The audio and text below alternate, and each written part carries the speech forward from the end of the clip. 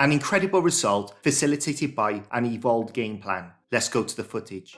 Before we look at the final, let's go back to the game at the Etihad. United defended with a 4-4-2 and were successful in squeezing the space centrally and making City go wide. And from here, United dealt with the crosses into the box. The only issue was there were spaces on the outside of Fernandes and McTominay to play passes into these half-space pockets. This isn't a criticism of the tactics, but more the reality of playing against the best team in the world. Now going to the final, United played with a 4-2-4, aka the Great Wall of Manchester. The front four was shadow marking this area, cutting off forward progression, with the insurance of Mainu and Amrabat man marking Foden and De Bruyne in that pocket. With Rodri on the ball, Kovacic looks to make this run into that pocket, but there's no space to play the ball in. This is the same phase of play, and look where Foden is to try and get onto the ball, and City have 5 players in front of the Great Wall of Manchester.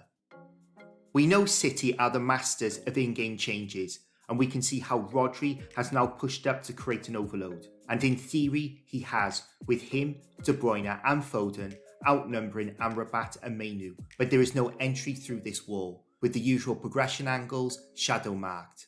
Compare this to last season's final, where it was way too easy for City to get into these pockets. This situation epitomised the problem City were facing. Stones is on the ball, and with De Bruyne and Haaland marked, there is no forward progression. He changes the angle, and again, not much on. He could play this pass into Foden, but with Amrabat and Wan-Bissaka there, it's a risky pass, so he ends up going square to Silva.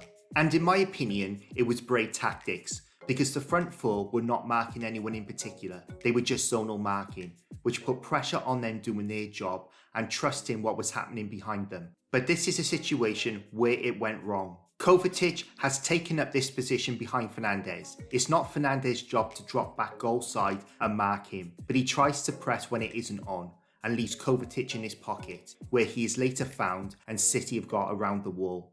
And we saw it again here with Kovacic making his third man run in behind the wall, but this was few and far between, and United shut down the best team in the world in that first 45.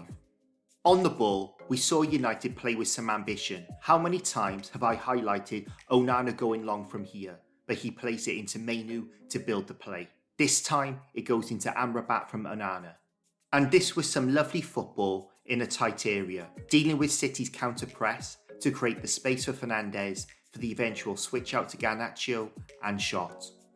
The Devil's verdict is, I have trashed Ten Hag numerous times this season, and in my opinion, rightly so. But what I have never taken away from him is his ability to come up with a game plan for a one-off game, and praised him for this on a number of occasions this season. And he did it again. Hats off. Your opinion is, having won the FA Cup, he should stay. Time will tell on what will happen to Ten Hag, but if this is his last game, it's a historic one. Thank you for watching, and I'll see you in the next one.